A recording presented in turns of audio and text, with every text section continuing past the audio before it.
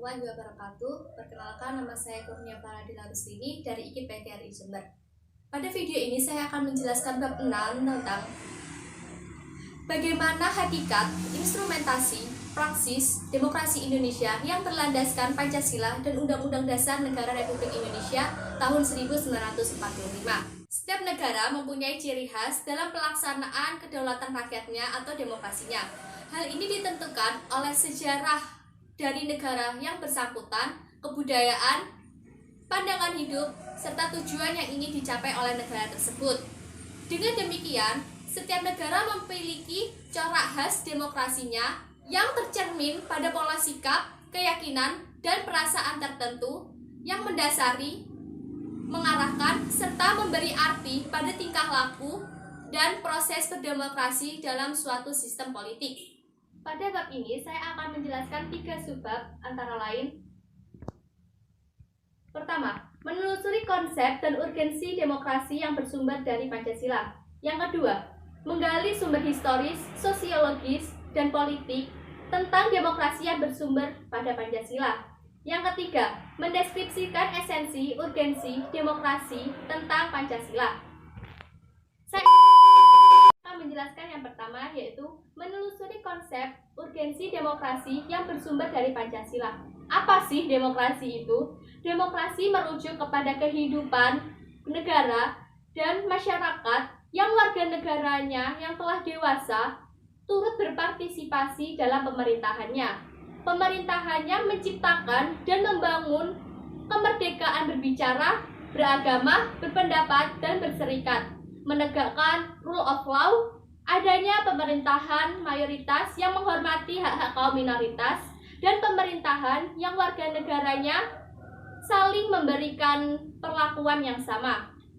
Pengertian tersebut merujuk kepada perkataan Abraham Lincoln yang merupakan mantan Presiden Amerika Serikat yang menyatakan bahwa demokrasi adalah suatu sistem pemerintahan dari rakyat, oleh rakyat, dan untuk rakyat. 3 tradisi pemikiran politik demokrasi. 3 tradisi tersebut antara lain Classical Aristotelian Theory, Medieval Theory, dan Contemporary Doctrine.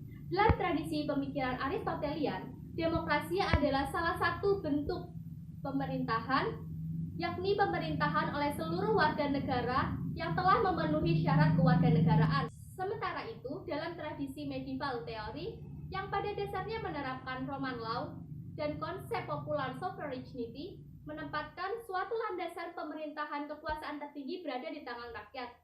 Sedangkan dalam contemporary doctrine, konsep republikan dipandang sebagai bentuk pemerintahan rakyat yang murni. Pemikiran tentang demokrasi Indonesia. Sebagai negara demokrasi, Indonesia memiliki kekhasan. Apa sih kekhasan demokrasi yang hanya dimiliki oleh Indonesia?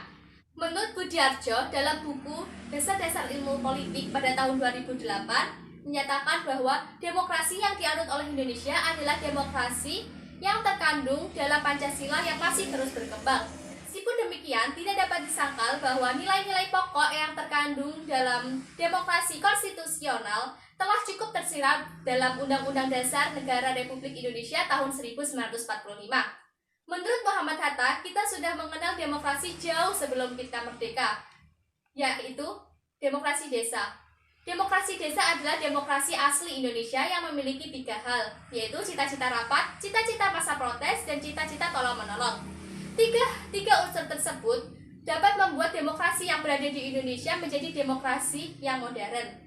Demokrasi yang modern adalah daulat rakyat, tidak hanya berdaulat pada bidang politik, tetapi juga pada bidang ekonomi dan sosial. Pentingnya demokrasi sebagai sistem politik kenegaraan modern. Hampir semua negara modern menginginkan dirinya dicap sebagai negara yang demokrasi. Sebaliknya, mereka tidak ingin dicap sebagai negara yang undemokrasi. Lalu, apa pentingnya demokrasi sehingga menjadi pilihan banyak negara? Karena demokrasilah yang memegang peran penting dalam masyarakat dan dalam tata aturan suatu negara. Tanpa adanya demokrasi, maka hilanglah kesejahteraan masyarakat dan kacaulah negara tersebut. Demokrasi sangatlah penting dan diperlukan bagi masyarakat. Tidak hanya pemerintah yang memegang peran penting, perlu adanya masyarakat yang mendukung dan membangun negara demi terciptanya kesejahteraan dan kemakmuran negara. Dengan demokrasi tidak ada saling menghina, saling mencemooh, dan saling menjatuhkan, tetapi justru saling menguatkan, saling menghargai, dan saling menghormati, dan lain sebagainya. Yang kedua yaitu menggali sumber historis, sosiologis, dan politik tentang demokrasi yang bersumber dari Pancasila. Ada 3 sumber yang menghidupkan cita-cita demokrasi dalam kalbu bangsa Indonesia. Sumber yang pertama yaitu sumber nilai yang berasal dari demokrasi desa. Demokrasi sebagai pemerintahan dari rakyat, oleh rakyat, dan untuk rakyat adalah fenomena baru bagi bangsa Indonesia ketika merdeka. Kerajaan-kerajaan pra-Indonesia adalah kerajaan-kerajaan feudal yang dipimpin oleh raja-raja yang autokrat. Akan tetapi, nilai-nilai demokrasi sudah berkembang di Nusantara dan dipraktekannya setidaknya dalam unit terkecil politik, yaitu di desa di Jawa.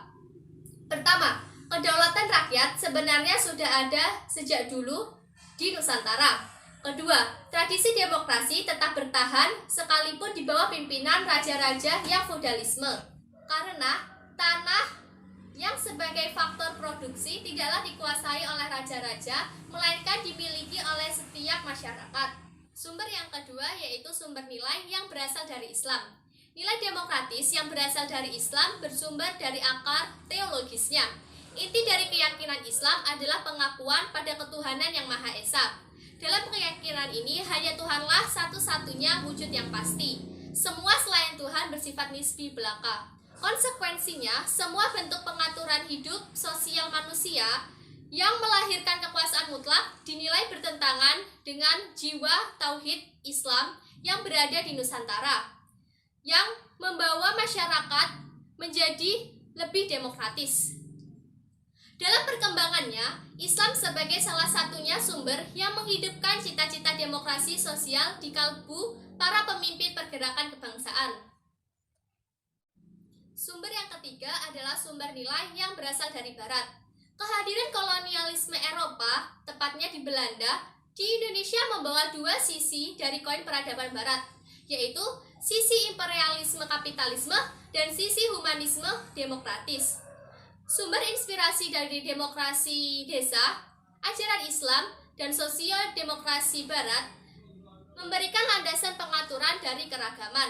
Segala keragaman memiliki titik temu dalam gagasan-gagasan demokrasi kekeluargaan. Urun sejarah Indonesia merdeka sampai sekarang ini, ternyata pelaksanaan demokrasi mengalami dinamikanya. Indonesia mengalami praktek demokrasi yang berbeda-beda dari masa ke masa. Terdapat 4 masa sejarah demokrasi Indonesia, antara lain 1. Masa Republik Indonesia I pada tahun 1945 sampai 1959, yaitu masa demokrasi konstitusional yang menonjolkan peranan parlemen dan partai-partai, karena itu dinamakan dengan demokrasi parlementer. Masa yang kedua yaitu masa Republik Indonesia II pada tahun 1959 sampai 1965, yaitu masa demokrasi terpimpin yang memiliki banyak penyimpangan dari demokrasi konstitusional yang secara formal merupakan landasan dari beberapa aspek demokrasi rakyat. Dan masa yang ketiga yaitu masa Republik Indonesia III pada tahun 1965 sampai 1998, yaitu masa demokrasi Pancasila. Demokrasi ini merupakan demokrasi konstitusional yang menonjolkan sistem presidensil. Masa yang keempat adalah masa Republik Indonesia IV pada tahun 1998 sampai sekarang, yaitu masa reformasi yang menginginkan tegaknya demokrasi di Indonesia sebagai koreksi terhadap praktek-praktek politik yang terjadi pada masa Republik Indonesia III. Kita lanjut ke yang 3, yaitu mendeskripsikan esensi dan urgensi demokrasi Pancasila. Demokrasi selain memiliki sifat yang universal, yaitu diakui oleh seluruh bangsa di seluruh dunia, juga memiliki sifat yang khas di masing-masing negara. Sifat khas demokrasi di setiap negara biasanya tergantung dengan ideologi masing-masing negara. Demokrasi kita pun selain memiliki sifat yang universal, juga memiliki sifat yang khas sesuai dengan budaya bangsa Indonesia yang berdasarkan Pancasila. 10 pilar demokrasi Indonesia. 1. Demokrasi berdasarkan ketuhanan yang Maha Esa. Demokrasi dengan kecerdasan. Demokrasi yang berkedaulatan rakyat. Demokrasi dengan rule of law. demokrasi dengan pembagian kekuasaan, demokrasi dengan hak asasi manusia, demokrasi dengan pengadilan yang merdeka, demokrasi otonomi, demokrasi dengan kemakmuran, dan demokrasi yang berkeadilan. Lalu, mengapa kehidupan yang demokratis itu penting?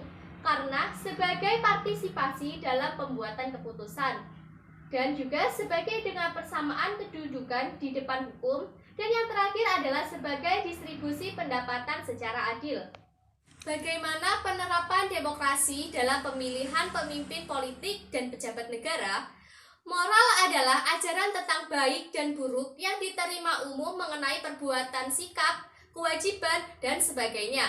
Istilah lain untuk moral adalah akhlak, budi pekerti, dan susila. Bermoral berarti mempunyai pertimbangan baik dan buruknya. Pemimpin yang bermoral berarti pemimpin yang berakhlak baik.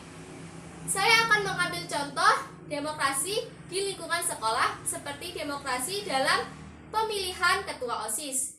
Dalam pemilihan ketua OSIS, biasanya kandidat calon ketua OSIS memberikan visi dan misinya ketika dia dipilih. Dan setiap murid akan mengambil suara dengan cara pencoblosan atau berbagai hal caranya dengan memilih satu kandidat yang diinginkannya. Dan kandidat yang terpilih harus menjalankan visi misinya seperti yang diinginkannya. Terima kasih, itu tadi penjelasan tentang demokrasi yang bersumber dari Pancasila. Kurang lebihnya saya mohon maaf. Wassalamualaikum warahmatullahi wabarakatuh.